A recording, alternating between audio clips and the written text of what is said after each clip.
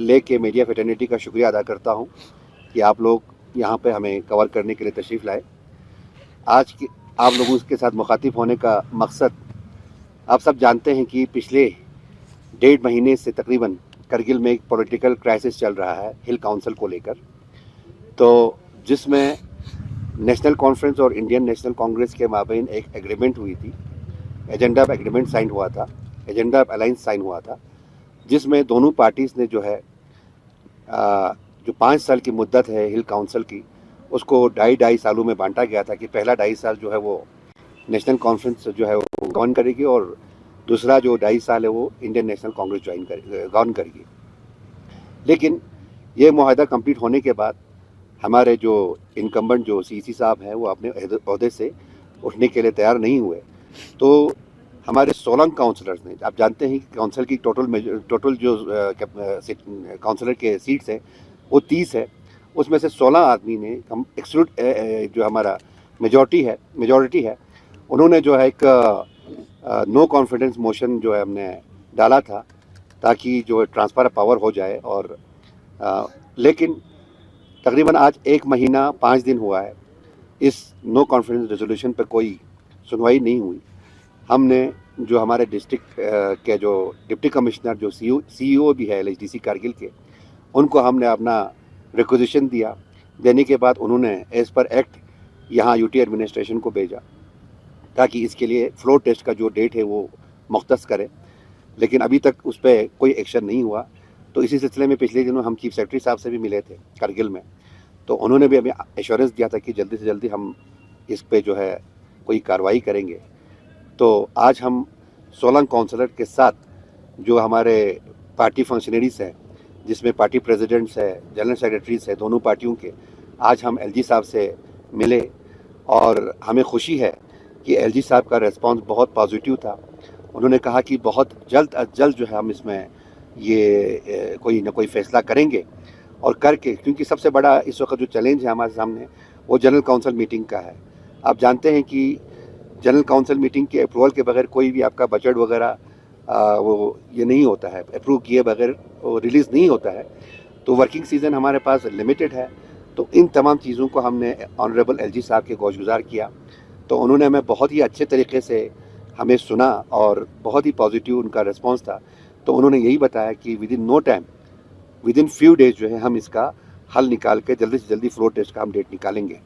तो हम इसी उम्मीद को लेकर जा रहे हैं। 16 काउंसलर हैं, 16 काउंसलर समझे तो मिनिमम अब 5-5 हज़ार के कॉन्स्टिट्यूंसीज अगर लेके भी चलेंगे तो 65,000 लोगों को जो है पब्लिक रिप्रेजेंटेटिव्स के थ्रू उन्होंने आज पैगाम दिया है कि हम जल्द अज जल्द जो है इस पर कार्रवाई करके इस पर अमल करेंगे।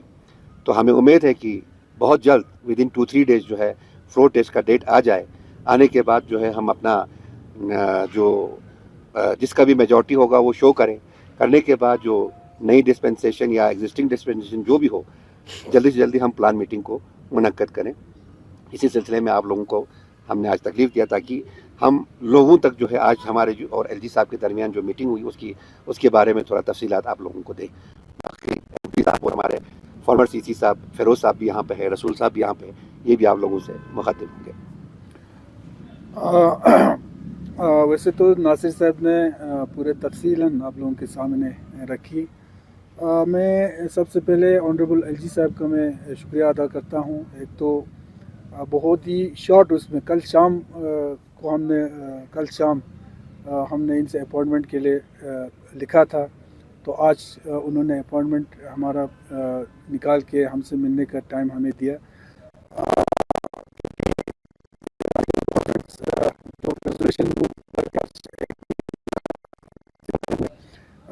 उसमें पिछले बार जब हम चीफ सेक्रेटरी साहब से मिले, चूँकि तकरीबन 10-15 दिन के बाद ही हमने जो है वो चीफ सेक्रेटरी से अप्रोच किया था, लेकिन उस वक़्त ऑनरेबल एलजी साहब जो है वो लद्दाख में नहीं थे बल्कि आउट ऑफ कंट्री थे। तो उस वक़्त भी सीएस साहब ने बड़े ही जो है उस वक़्त भी हमारे 16 के 16 काउंसलर्स उनसे मिले थे। हमारे जो भी ग्रीवेंस है उन्होंने सुना और एश्योरेंस दिया था कि एलजी साहब के वापस आने के बाद उनसे उनके सामने रखेंगे और इसमें कोई ना कोई जो है रास्ता निकालेंगे। लेकिन उसके बाद एलजी साहब से पहली बार आज हम लोग मिल रहे हैं इस सिलसिले में, तो बहुत ही अच्छा रिस्पॉन्स मैं समझता हूँ आज एलजी साहब का हमें देखने को मिला।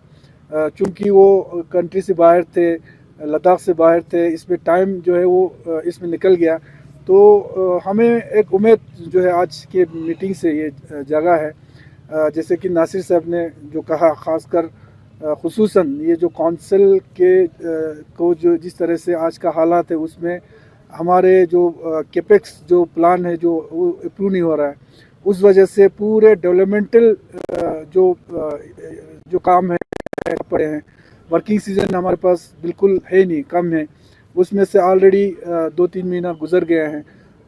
विद इन डिस्ट्रिक्ट हमारे द्रास जैसे, संस्कार जैसे इलाके तो और भी आपके मौसमी हालात का आपको पता है। तो ये सारी चीज़ें हमने एलजी साहब के सामने भी रखा, सीएस साहब के सामने भी रखा, और उन्होंने ये एश्योर किया है कि जल्दी आने वाले कुछ दिनों के अंदर जो है कोई ना कोई डिसीजन लेंगे, और हमें उम्मीद है कि आने वाले 10-15 दिन के अंदर ये सारे चीज़ें ख़त्म होके हमारे जो डिस्ट्रिक्ट बजट जो है वो कैपेक्स बजट जो है वो प्लान का मीटिंग होके वो पास हो जाए, और जो डेवलपमेंटल इश्यूज है, ख़ासकर हमारे जो ऑनगोइंग वर्क्स है, आज के डेट में बहुत सारे ऑनगोइंग काम जो है वो बंद पड़े हैं ये प्लान की मीटिंग ना होने की वजह से, क्योंकि फंड्स रिलीज़ नहीं हो रहा है। ठेकेदार जो है वो जितना उनकी कैपेसिटी में था वो तो उन्होंने काम ऑलरेडी किया है, अब उस कैपेसिटी से बाहर जाके वो लोग काम कर नहीं पा रहे हैं, तो सारे जो है डेवलपमेंटल जो वर्क से वो ठप पड़े हैं। तो हमें उम्मीद है और यकीन है आज की मीटिंग से और भी हमें उम्मीद जागा है कि जल्दी से जल्दी जो है ये इशू रिजॉल्व हो जाए, और फिर से एक जो काउंसिल जो है वो नए काउंसिल एक गठन होकर जो है जल्दी से प्लान का मीटिंग हो जाए। सर हैफी साहब ये बताइए कि अभी जो प्रेजेंट का जो काउंसिल कारगिल में है वो नेशनल कॉन्फ्रेंस का है और कांग्रेस का है, उसमें अभी सीसी जो है उसका कुर्सी संभाल रहा है अपना नेशनल कॉन्फ्रेंस आखुन साहब ने, तो आखुन साहब पे किस तरह का एक्शन होगा, क्योंकि सारे काउंसिलर आप बता रहे 16 का 16 काउंसिलर यहाँ पर है, तो आने वाले दिनों में उन पे किस तरह का एक्शन होगा? देखिए, हमारे सामने आज एक्शन रिएक्शन इन सारे चीज़ों के लिए कोई ये है नहीं, ना टाइम है, ना उस पर सोच रहा है, ना उस पर बात हो रहा है। हमारे लिए सबसे बड़ा जो मसला है वो कुछ भी करके जल्दी से ये काउंसिल के गठन हो, और जो कैपेक्स बजट जो है वो प्लान का मीटिंग हो। हमारे लिए सबसे बड़ा पार्टी से भी ऊपर, हर चीज़ से ऊपर हमारे लिए आज हमारे डेवलपमेंटल जो वर्क जो बंद पड़े हैं, जो हमारे ठेकेदार जो परेशान है, हमारे लोग परेशान हैं, उसका कोई ना कोई जो है हल निकले, हम उसके ऊपर हम अभी सोच रहे हैं। सर, आप कोalition में एनसी और कांग्रेस जब ये इलेक्शन जीता है तो आप काफ़ी यूनाइटेड नज़र आए उस समय, इस वजह से जो है आपको सीट भी मिला है। तो ऐसा क्या हो गया इन बीते दिनों में कि अब जब सीट के बराबर के जब हिस्से आपको बनने थे, तो ऐसा क्या पॉलिटिक्स आन पड़ा कि आज जो है काउंसिल में बजट जो है कैपेक्स बजट की मीटिंग्स नहीं हो रहे हैं, जिन वादों पे आपने कुर्सी उस समय काउंसिलर को दिए या सीसी जितने भी एग्जीक्यूटिव्स थे, आज ऐसे क्या चेंजेस हैं, क्या पॉलिटिकल इसमें सिनेरियो है कि आज कारगिल के काउंसिल है इस तरह डिवाइड नजर आ रहे हैं? पार्टी लेवल पे जो हमारे एग्रीमेंट हुए थे 5 साल के लिए, हमने कोalition पे हमने वो इलेक्शन लड़ा एलएचडीसी का, और उसमें बाज़ाब्ता एक चीज़ मैं ये कहूँ, जिस वक्त हम लोगों ने ये कोalition किया, हमारे पार्टी से ज़्यादा उस वक्त जो हमारे लद्दाख के इश्यूज़ थे, एक यूनाइटेडली सबको एक प्लेटफॉर्म पे आके हम सबको इकट्ठे कर रहे थे। हमारे लिए सबसे ज़्यादा उस टाइम पार्टी से भी ज़्यादा हमारे लिए वो चीज़ था। तो उन सारे चीज़ों को मद्देनज़र रखते हुए हमने कोalition में आया, बाज़ाब्ता एग्रीमेंट किया, और आज भी पार्टी जो है उसी एग्रीमेंट पे, उसी वादे पे खड़ा है। यही वजह है कि आज पार्टी जो है इसी खड़ा है, और आज पार्टी हाईकमांड से लेके हमारे डिस्ट्रिक्ट के जितने भी हमारे पार्टी जो के अहदेदार है, हर कोई जो है इस एग्रीमेंट के पीछे खड़ा है। हाँ, इसमें हमारे सीसी साहब ने जो 2.5 साल के बाद उन्होंने छोड़ना था वो अभी छोड़ा नहीं है, तो उसके वजह से हम लोगों को ये जो नो कॉन्फ्रेंस मोशन हमको मूव करना पड़ा। और इंशाल्लाह ये भी मैं आपको बताता चलूँ कि ये कुछ वक्त का एक ये आया हुआ है, इसके बाद जब ये काउंसिल का मसला हल हो जाएंगे, पार्टी भी ठीक हो जाएंगे, कोalition भी ठीक हो जाएंगे, और हमारे का एक वो नहीं चला, हम ख्याल रखेंगे। सर इस तरह से डॉक्टर जाफर का हमें सुनने में मेरा कहना है कि उनका भी एक तो काफी काउंसलर वो तो सिंपल सी बात है। जब आपका फ्लोर टेस्ट आ जाएंगे, अगर अच्छी बात है, अगर डॉक्टर के पास मेजोरिटी, तो ये तो एक डेमोक्रेटिक एक प्रोसेस है। देखिए हुसैन साहब, हम हिंदुस्तान जो है दुनिया का सबसे बड़ा डेमोक्रेटिक सेटअप हिंदुस्तान में है, और हमारी डेमोक्रेसी की सबसे बड़ी खूबी यही है कि डेमोक्रेसी में सर गिने जाते हैं, तोले नहीं जाते। वो फ्लोर टेस्ट हो जाएगा, तो अगर डॉक्टर साहब के साथ मेजोरिटी है तो कंटिन्यू करें, तो हमारे लिए और भी अच्छा है, हमारे लिए और भी अच्छा है। ज़्यादा टाइम नहीं निकले। ये हर जगह दिखते हैं, जैसे बीजेपी वर्सेस कांग्रेस या कांग्रेस वर्सेस एनसी हो गया। अब एनसी वर्सेस एनसी, ये किस तरह का पॉलिटिक्स चल रहा है? नहीं, एनसी वर्सेस एनसी नहीं है मैम, ये कुछ लोग वर्सेस एनसी है। ये एनसी नहीं, एनसी की पूरी पार्टी जो है कोलेशन के साथ है। पूरी पार्टी हाईकमान से लेके डिस्ट्रिक्ट लेवल से लेके ब्लॉक लेवल तक हमारी जो एनसी पार्टी है उस मुआहदे के हक में है। कुछ लोग अपने लिए, अपनी मफाद के लिए, अपनी कुर्सी के लिए करेंगे, तो पार्टी नहीं है। पार्टी जो है पूरे जो है इसी जो कमर अली आखौन साहब ने दस्तखत करके गए थे मरहूम ने, जो हम 5 आदमी यहाँ पर बैठे हमने दस्तखत किया है, पूरी पार्टी जो है इस कोलेशन के साथ है, इस मुआहदे के साथ है। अब इंडिविजुअल कोई कुर्सी की लालच में करे, उसके लिए कोई कुछ नहीं कर सकता है, उसके लिए कोई चारा नहीं है हमारे पास। सर क्या लग रहा है कि कोई ताकत जो है, बारूनी ताकत जो है, कोई यहाँ काम कर रहा है? नहीं, हम नहीं समझते ऐसा नहीं कोई है ताकत है या कोई वो है। वो भी एक चीज़ है सर, अभी मुहर्रम का महीना चल रहा है, हम मुहर्रम के एंड तक आशुरे तक इंतजार कर रहे हैं। अगर ताकत है तो इंशाल्लाह पब्लिक की जोर से ताकतों को भी हम दिखाएंगे, ऐसी बात नहीं है। लेकिन आज एलजी साहब ने जो हमें वादा दिया है, चीफ सेक्रेटरी ने वादा दिया है, हमें पूरा उम्मीद है कि यूटी एडमिनिस्ट्रेशन जो है डेमोक्रेसी के साथ है, कानून के साथ, एक्ट के साथ है। तो अगर खुदा ना खास्ता ना होता है तो जमहूरियत है, सड़क पड़ा हुआ है, लोग पड़े हुए हैं, शुरू हो जाएगा स्टेशन है, वो बात नहीं है, चूंकि तो कोई नहीं बैठेगा। लेकिन हम यूटी एडमिनिस्ट्रेशन को भी मौका देना चाहते हैं, इसीलिए 16 काउंसलरों का आज हमने परेड कराया है एलजी साहब के सामने खड़ा करके। क्योंकि जैसे आपने अभी बोला कि डॉक्टर साहब के पास 16 है, तो लाए ना 16 लेके आए। डॉक्टर साहब पास तो 16 नहीं, हमारे पास 20 हैं। 16 तो स्टार्ट में हमने एक दस्तखत करके दिया है। जिस दिन नोटिफिकेशन निकलेगा इंशाल्लाह डॉक्टर साहब भी हमारे साथ होंगे, क्योंकि डॉक्टर साहब ने हमारे साथ वादा किया है, नोटिफिकेशन निकलते ही मैं रिजाइन कर दूंगा। ये ऑन रिकॉर्ड है हमारे पास, और हमारी पूरी पार्टी के सामने ये जो है फैसला हुआ है। जिस दिन नोटिफिकेशन निकलेगा डॉक्टर साहब इंशाल्लाह हमारे साथ, वो भी हमारे भाई हैं। नेशनल कॉन्फ्रेंस वो अभी तक नहीं निकले हैं, वो नेशनल कॉन्फ्रेंस के पार्ट हैं। तो इंशाल्लाह हमें सिर्फ वेट है जनाब नोटिफिकेशन का। जिस दिन नोटिफिकेशन निकलेगा आप देखेंगे कोई मसला नहीं होगा, सब कुछ क्लियर होगा। जिस तरह से जब नोटिफिकेशन निकलेगा उसमें भी चाहे एनसी का चाहे कांग्रेस का कुछ काउंसलर अगर इसके साथ नहीं रहेंगे, क्या उनको पार्टी हाईकमान के द्वारा व्हिप जारी किया जा सकता है? नहीं, वो बात की बात है, वो जरूरत ही नहीं पड़ेगी ना। 16 ऑलरेडी है, हुकूमत तो बन जाएगी। 16 नहीं, डॉक्टर साहब भी को तुम्हारी हिमायत कर रहे हैं, नोटिफिकेशन निकल गया तो वो व्हिप की जरूरत ही कहाँ पड़ेगी। सर जैसे आपने कहा कि डेवलपमेंटल काम रुक रहा है इस वजह से, बिल्कुल, तो हम पूछना ये चाहेंगे क्योंकि सीईसी जो कारगिल के काफ़ी प्रोग्राम्स में और काफ़ी डेवलपमेंटल अनाउंसमेंट में वो नज़र आते हैं, तो इससे क्या समझे, डेवलपमेंटल का ये दिखाया जा रहा है कि आप जैसे आपने कहा है कि हो नहीं रहा है? दिखाया जा रहा है मैम, नहीं, दिखाया जा रही है, सिर्फ बाहर जो है ड्रामा दिखाया जा रहा है, फोटो दिखाए जा रहे हैं, डेवलपमेंट हो रहा है। कारगिल में कोई डेवलपमेंट नहीं हो रहा है, सब बंद है, तमाम काम बंद है आज की डेट में। जब ठेकेदार को पैसा नहीं मिला तो काम कहाँ से हो जाएगा? वो तो एडमिनिस्ट्रेशन को सोचना चाहिए कि जब कॉन्ट्रैक्टर को पैसा नहीं मिला, जितना उसने काम किया है वो पैसा भी नहीं मिल रहा है, और दूसरी बात जब तक प्लान मीटिंग नहीं हो जाएगी तब तक पैसा रिलीज होगा नहीं। तो डेवलपमेंटल ये कहने वाली बात है। इस साल कारगिल का डेवलपमेंटल पूरा टफ है यहाँ पर। सर तो इसमें आवाम क्यों चुप बैठे हैं सर? क्योंकि सफर तो आवाम इसलिए क्योंकि वो यूटी एडमिनिस्ट्रेशन को मौका देना चाहती है, हम नहीं चाहते हैं।